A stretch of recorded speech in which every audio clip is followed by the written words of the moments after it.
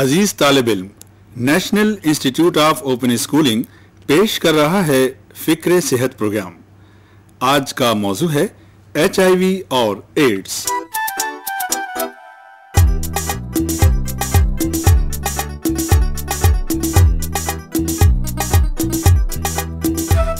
फिक्रे सेहत के सामीन को आदाब। वैसे तो गौर व फिक्र करना हिंदुस्तानी तहजीब की पुरानी रिवायत है, ताहम आज के माहौल में फिक्रे सेहत पर गौर करना बहुत जरूरी हो गया है। यूं तो सेहत का मैदान बहुत वसी है, लेकिन फिर भी ऐसे मौज़ूआत हैं जिनके बारे में मालूमात हासिल करना और लोगों तक मालूमात पहुंचाना बहुत जरूरी हो गया है। आजकल जो मौजू शिद्दत से ज़ेरे बहस है वो है HIV एड्स का। जिंदगी एक सफर है सुहाना, यहाँ कल क्या हो किसने जाना।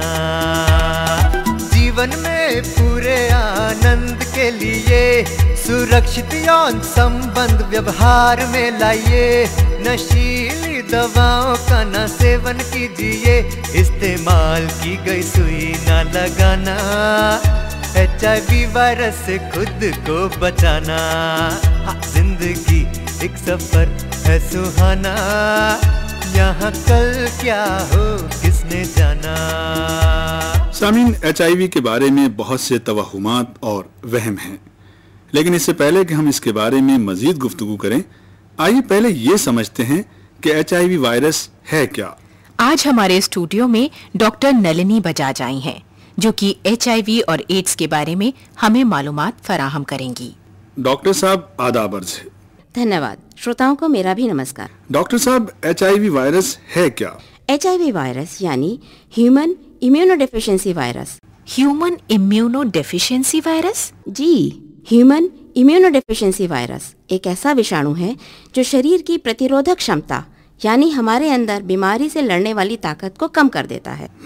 यह वायरस लोगों को संक्रमित तो करता है, परंतु काफी दिनों तक बीमारी को जन्म नहीं देता। जी, विषाणु के संपर्क में आने तथा इसके लक्षण प्रकट होने के बीच के समय को विंडो पीरियड कहते हैं। Window period? ये विषाणु अन्य संक्रमण करने वाले विषाणुओं जैसा नहीं होता है। इस विषाणु से बचा जा सकता है अगर हम एहतियात बरतें। अच्छा, क्या एहतियात बरतने से इससे बचा जा सकता है? अब मेरा मतलब है दीगर बीमारियों में तो ये नहीं होता। हाँ, लेकिन इसमें हो सकता है। वो कैसे डॉक्टर साहब? क्योंकि इसके फैलने के केवल 4 तरीके हैं और वो चारों ही हमारे कंट्रोल में हैं। कंट्रोल में है? मैं समझी नहीं डॉक्टर साहब। जैसा कि मैंने कहा है, सिर्फ 4 तरीकों से HIV फैलता है। नंबर 1, सबसे ज्यादा खतरा असुरक्षित यौन संबंधों से होता है, यानी अनप्रोटेक्टेड सेक्स। इनके द्वारा इसका संचरण होने की सबसे ज्यादा संभावना होती है। जो लोग नशीली दवाओं का सेवन सिरिंज से करते हैं और एक दूसरे से सिरिंज शेयर करते हैं, उन्हें HIV पॉजिटिव होने का खतरा है। और नंबर 3 पर आता है संक्रमित रक्त के आदान प्रदान से, अर्थात ब्लड ट्रांसफ्यूजन से हो सकता है, यानी वो खून जिसमें HIV के विषाणु मौजूद हों वो किसी दूसरे को दे दिया जाए। और नंबर 4 पर अगर इन्फेक्टेड मदर प्रेग्नेंट है तो यह माँ से बच्चे को भी हो सकता है। और ये चारों तरीके हमारे कंट्रोल में है ना? ये तो आपने बिल्कुल सही कहा डॉक्टर साहब। अगर ये सही है तो डॉक्टर साहब फिर ये इतना फैल क्यों रहा है? मेरा मतलब है फिर लोग एहतियात क्यों नहीं बरतते? क्योंकि आज भी लोगों को पूरी जानकारी नहीं है। वो इसे छुआछूत का रोग मानते हैं और इसलिए HIV के साथ जीने वालों से भेदभाव करना शुरू कर देते हैं। अच्छा। इसलिए जिन्हें HIV से बाधित होने का अंदेशा भी होता है वो भी इसका परीक्षण कराने में डरते हैं, यानी जितना छिपाने की कोशिश करते हैं उतना ही ये फैलता जाता है। तो डॉक्टर साहब, अब सवाल ये उठता है कि हम लोगों के जहनों से इस डर को किस तरह हटा सकते हैं? जैसे जैसे इसके बारे में लोगों में जागरूकता आएगी वैसे वैसे लोगों का डर दूर होगा और इसके फैलाव में कमी आएगी। मतलब एजुकेटेड होने की जरूरत है। जी हाँ, मैं अपनी एक केस हिस्ट्री के माध्यम से आपको समझाने की कोशिश करती हूँ ताकि आपको अंदाजा हो सके कि लोगों में कैसे HIV का संक्रमण होता है और कैसे उससे बचाव किया जा सकता है। हम सामीन को ये बता दें कि ये रेडियो ड्रामेटाइजेशन डॉक्टर साहब की एक केस हिस्ट्री पर मबनी है। किरदारों के नाम को सीग़े-ए-राज़ में रखने के लिए उनके नाम और जगह को बदल दिया गया है।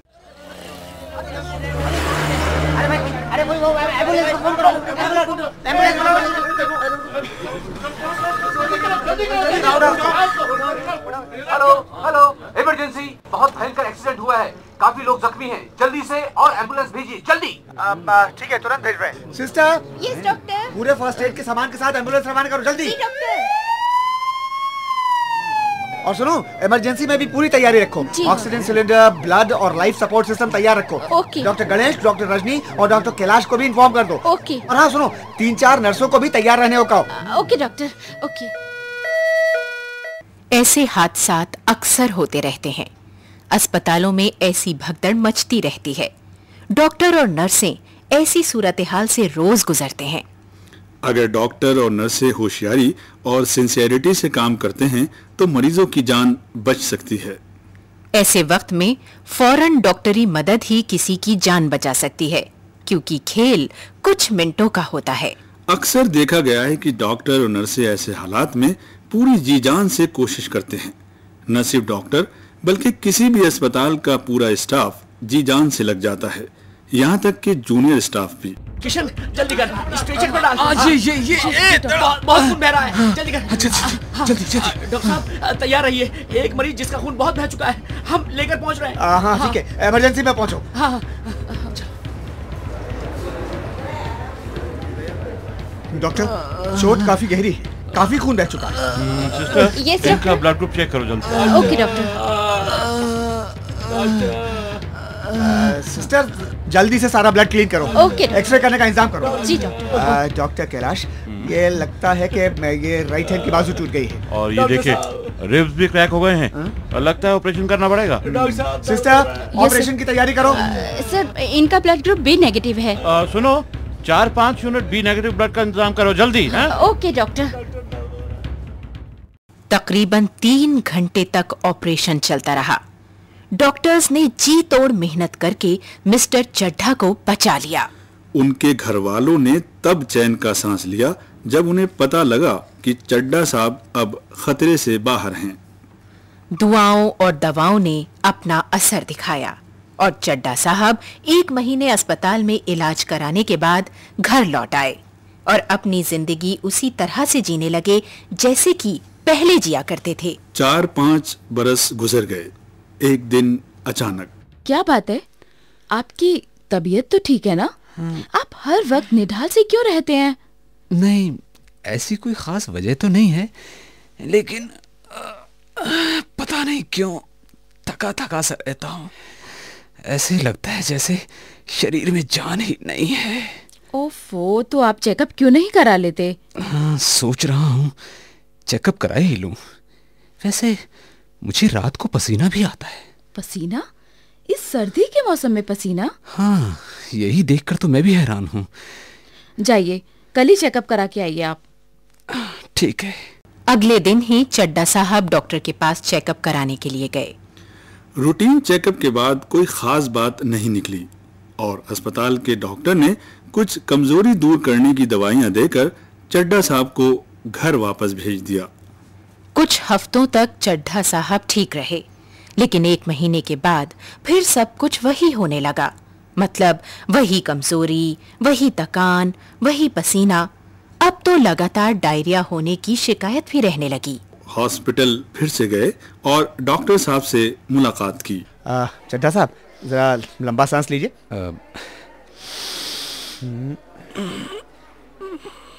हाँ, चेस्ट इज क्लियर। और जरा मुंह खोल के दिखाइए।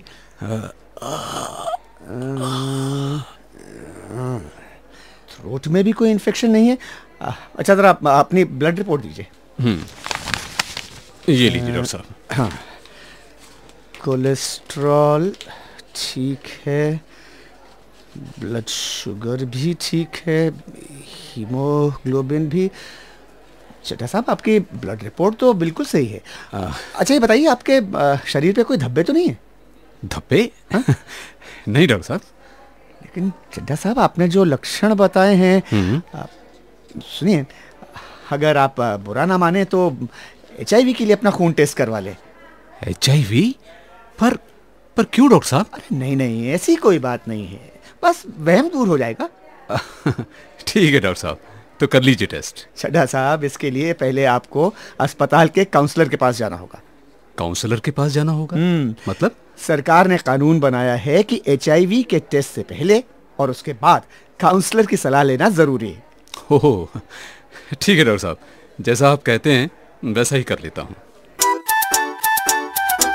चड्ढा साहब, काउंसलर ने भी आपको बताया होगा कि आप HIV पॉजिटिव निकले हैं। डॉक्टर साहब, ये मेरी समझ में नहीं आ रहा कि ये कैसे हो सकता है? कैसे हो सकता है डॉक्टर साहब? मैं तो HIV पॉजिटिव नहीं डॉक्टर साहब, ये नहीं हो सकता।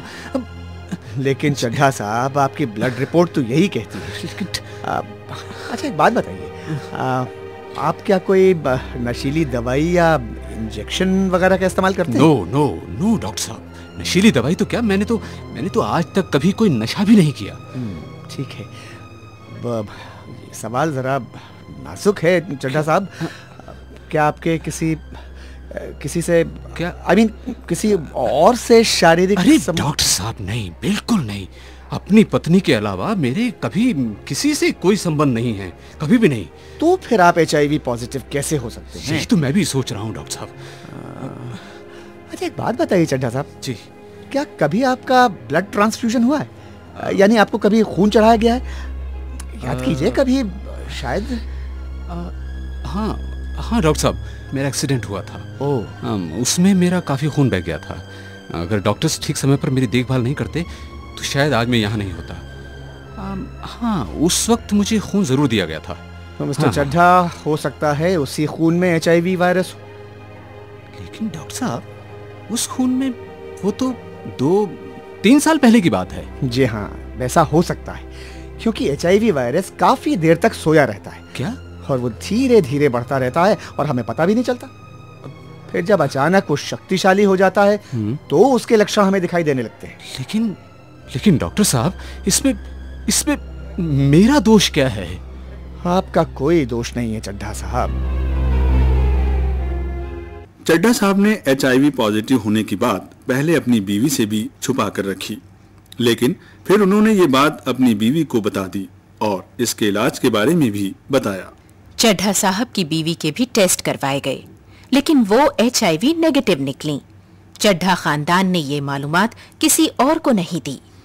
उन्हें इस बात का डर था कि अभी इस बीमारी के बारे में मुआशरा पूरी तरह से बेदार नहीं है, लेकिन चड्ढा साहब की बीवी की राय थी कि उन्हें अपने बेटे को सब कुछ सच सच बता देना चाहिए। यही वो लम्हा था जहां वो पसोपेश में पड़ गए कि इधर जाएं या उधर जाएं।